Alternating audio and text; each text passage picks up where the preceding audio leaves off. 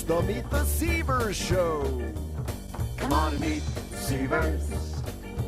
Join us for just a while. Come on and meet the Seavers. Hey, we're gonna make you smile. So relax, enjoy the show. You'll make a couple friends. Like us, you wanna meet the Seavers again and again.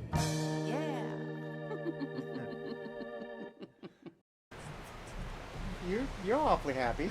Dorothy's very happy. Why's that? Gosh, look where we are. We are in Navarre, Florida, and this is our best, our most wonderful place to visit each year.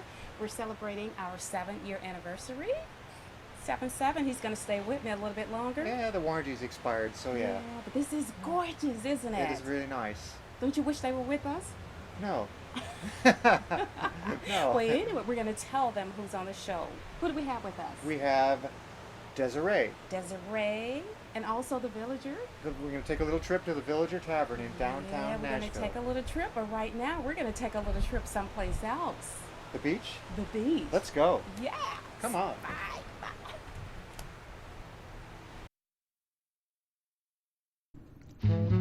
The city. Dark and mysterious to some, to others, bright and full of promise. This is the story of a woman balanced on the knife edge between the two extremes. This is the story of the Jazz Wife. From the best-selling author of Help, I'm Underwater, and Johnny, That's Not Your Elephant, comes a new tale. A tale of terror and tenor and the undeniable drive of the human spirit.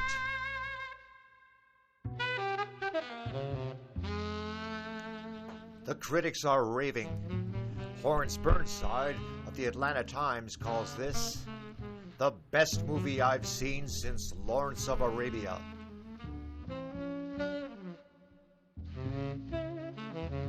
Witness the agony of a woman, trapped in a world of her own making, desperate to find a purpose to the meaningless routine of domestic servitude.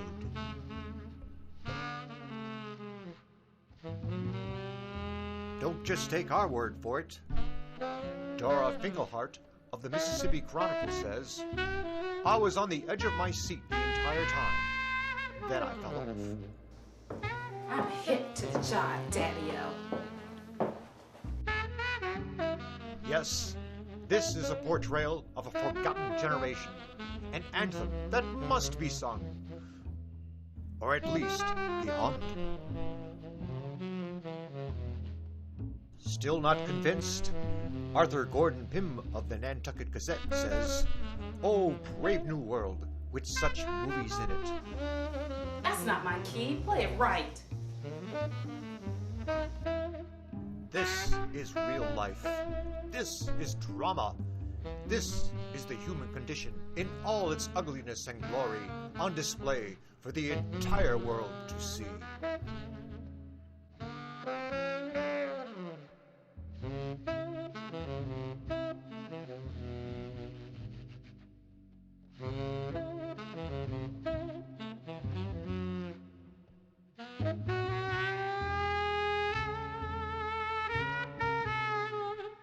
Run to your local theater and demand to see the movie that everyone is talking about. You don't want to miss this one. Demand to see The Jazz Wife. Don't be a square, Daddy-O.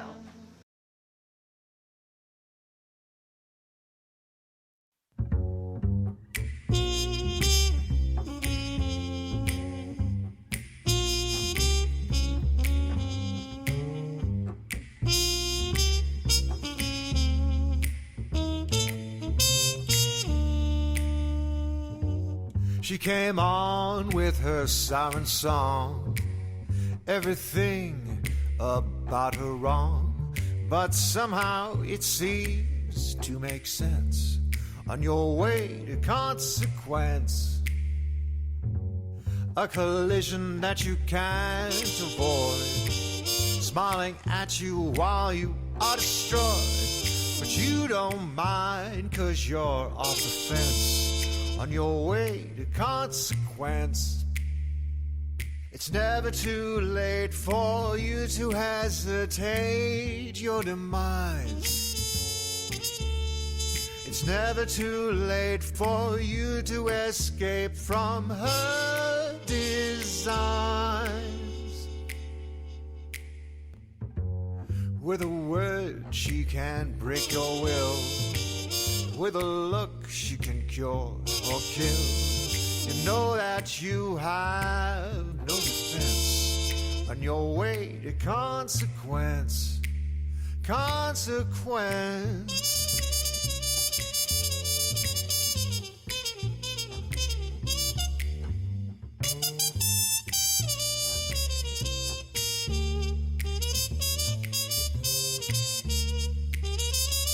It's never too late for you to hesitate your demise.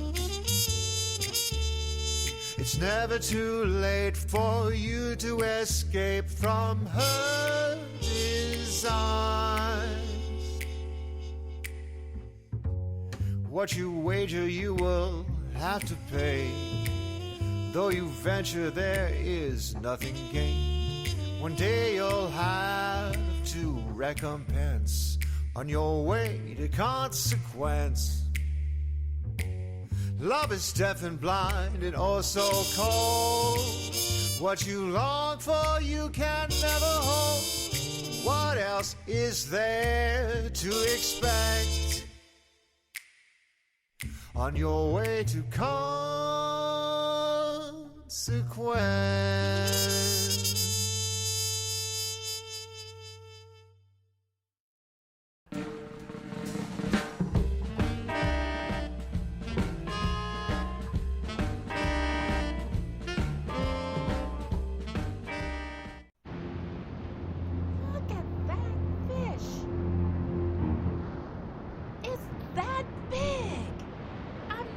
Seen anything like this before. It goes from there all the way up there. Look at this thing. It's like Captain Metaphor. It's like. Take that, evildoer. Ha! And that. The metaphone.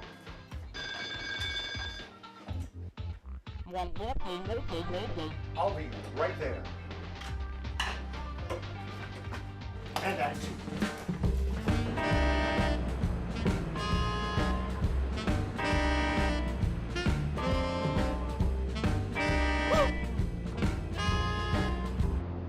It's like a fish out of water. Thanks, Captain Metaphor. Just doing my job like a superhero. Oh, That's you, isn't it?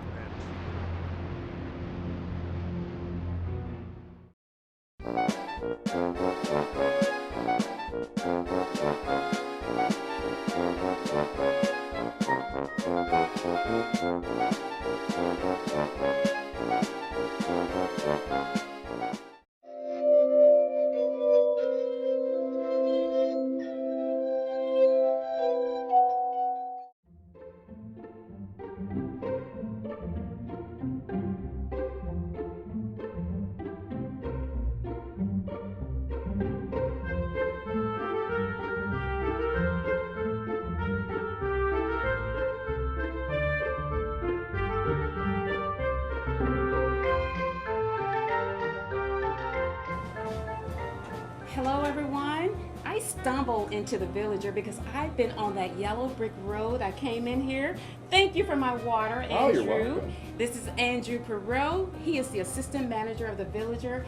And I want you to tell everybody, why is it called the Villager and how long have you guys been here? My family's been here since '91. The Villager Tavern was established in 1973, and I'm pretty sure it's called the Villager Tavern because it's in Hillsborough Village. It's in the Hillsborough Village. Nashville, Tennessee. Okay? And what's the address here? We're in the middle of Hillsborough Village, 1719 21st Avenue South. So how long have you guys been here? The Villager was established in 1973, but it was actually made a bar right after Prohibition back in the 30s. That's going way back, man. I don't even know if I was a thought in my mom's or my mom's womb at that time. Probably. 1930s. Gosh. So who started this wonderful facility? Actually, it was MCB Inc. I don't remember their first names, but it was three. Okay. It was three guys, and they decided back in '73 that they were going to have a bar, and so they established the Villager.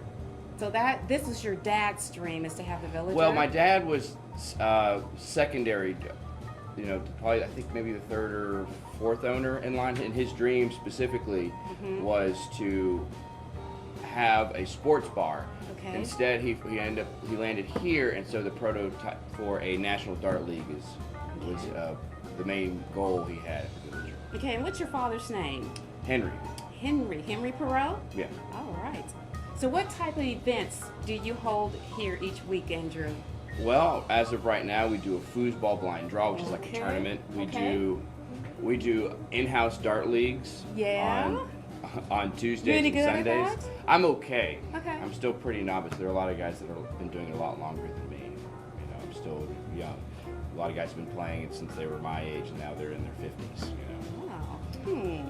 I think that's probably around my age then. Shh, we won't tell So anyone you might that. actually secretly be a really good dart player.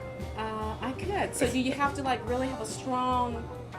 What's the premise? How do you throw darts? What has to happen? Well, a lot of people, you'll see them throw them like baseballs, but actually you need to put the dart right in front of your face. And Yeah.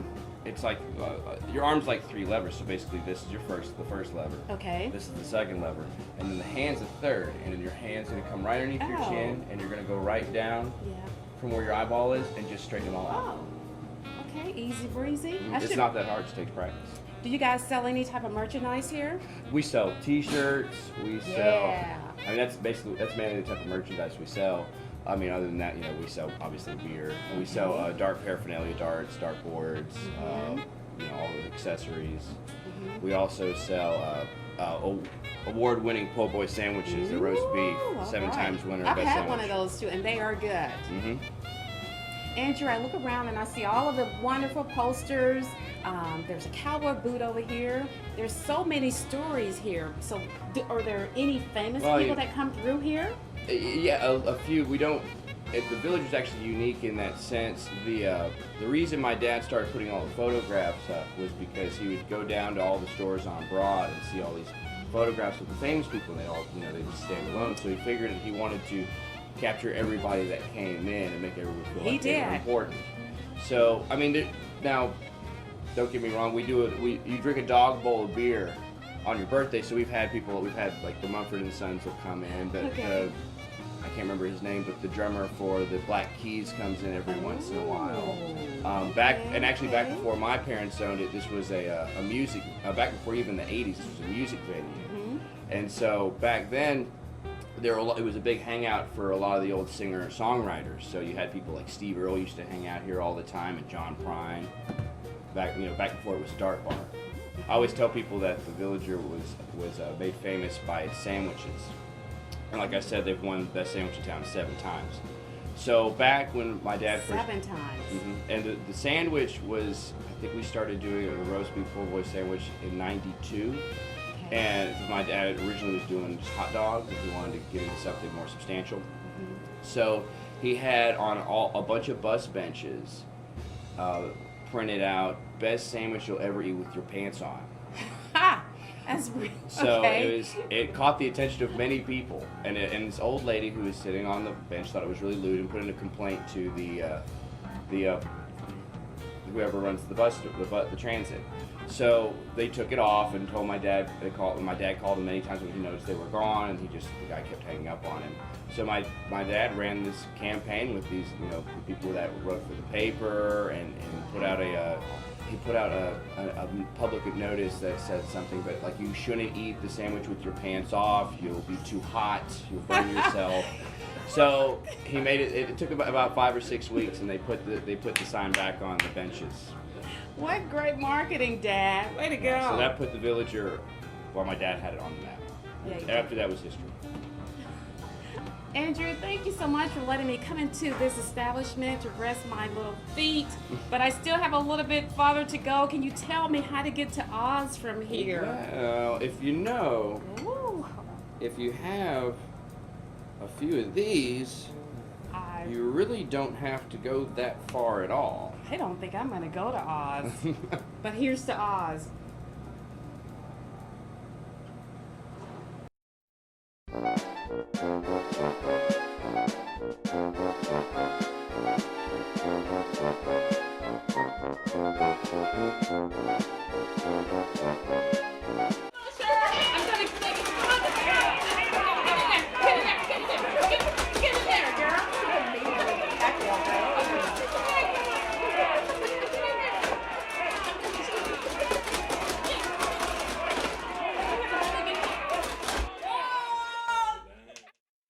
But we are so excited that you guys decided to come on the Meet the Seavers show. Thank you for coming on the show. Thanks for having us. I'm excited to be here. Tell me, how would you describe your genre of music to the viewers? It's a good question. We do things individually a lot, so Okay. I'll speak for myself, and he can talk about his music. We write a lot together. My sound that I'm building right now is kind of Bakersfield country Ooh, mixed with like early hot jazz. I like that. Yeah, it's a lot of swing influence. Okay. It's all the stuff that I grew up listening to. A little bit of ska, a little bit of Cole Porter, Keely Smith-esque Okay. vocal jazz stuff that I was always really into as a kid. So How about you? How about you, Ben? I don't know. It's all over the map, I guess. But I mean, I tend to do a lot of more bluesy stuff when I'm by myself. So And so when you two come together, we're gonna get a little bit of jazz, a little bit country influence, a little blues, all of that mashed together, right? yeah, we kind of And- never know what's going to happen when we get together.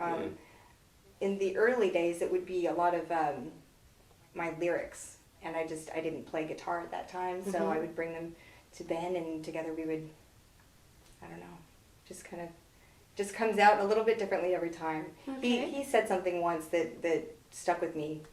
It's beautiful, 'cause someone had asked him, like, how do you come up with the melodies? He was like, Exactly. the Yeah. song just kind of tells me how it wants to sound, you know? Yeah. And that was really beautiful. I would just bring in these words, and he nails it every time. So it's melody first, and then the lyrics behind it.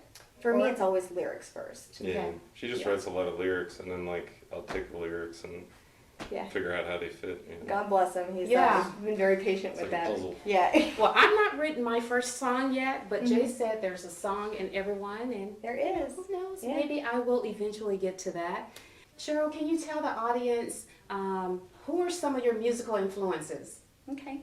Well, growing up, I listened to a lot of really old country music. I grew up hanging out with my grandma a lot, so we grew up Okay. watching Hee Haw and the Opry. Grandma. Yeah, Grandma know yeah, everything. They don't really do. They do. Hee-haw. And Hee Haw was great.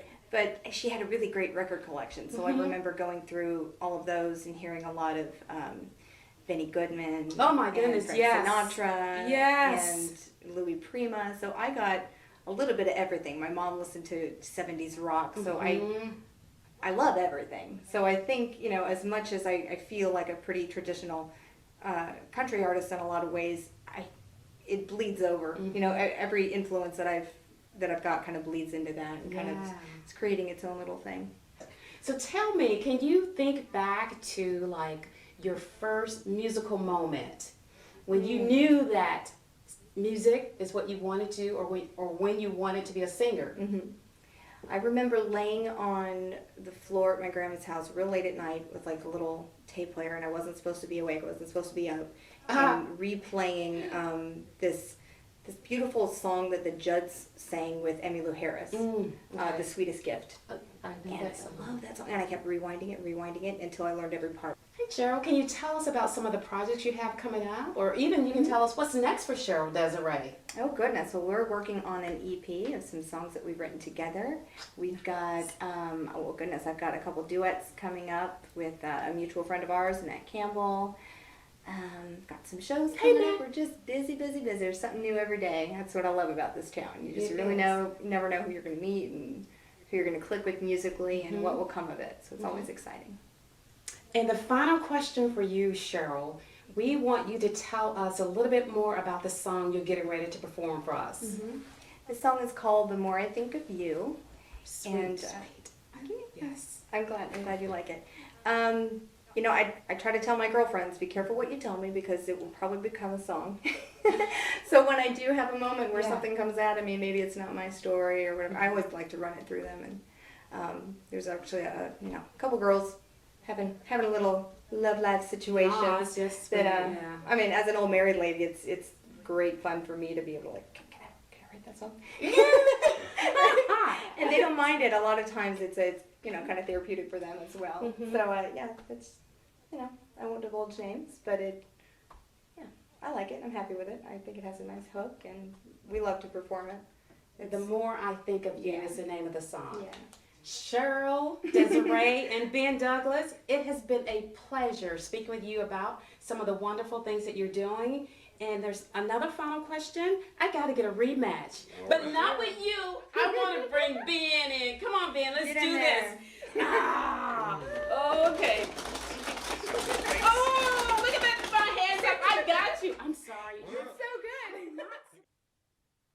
Hi, I'm Cheryl Deseree, and this is Ben Douglas, and this song is called "The More I Think of You."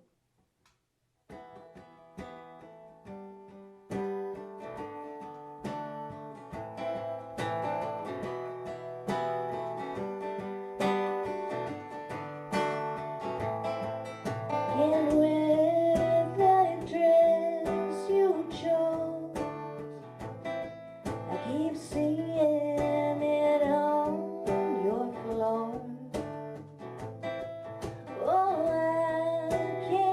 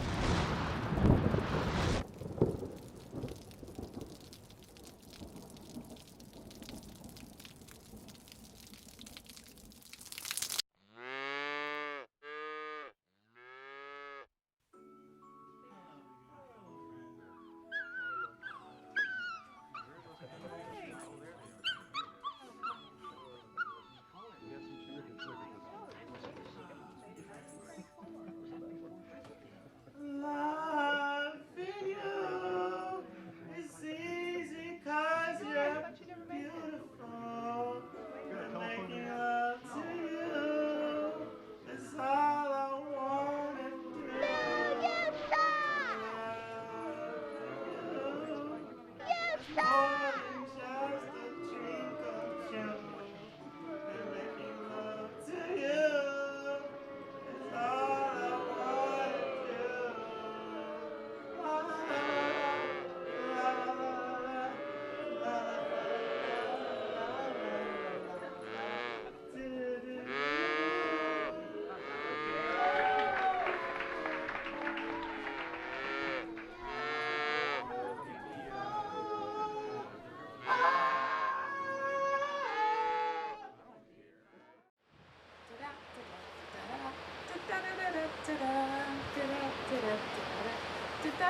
Where are you going? I'm going out there. Going up there? Yeah, Oh, because I'm not clicking my heels to go back to Nashville. I'm staying in the bar. well, yeah, you don't have any heels on anyway. That's why it's not going to work. That's why we got to stay here in the bar. Yeah. But it's still time to say goodbye to everybody, though. All right. Say good night to everyone. Good night to everybody. Good night to everyone. One more walk on the beach? Let's go take one more walk. Let's go do this.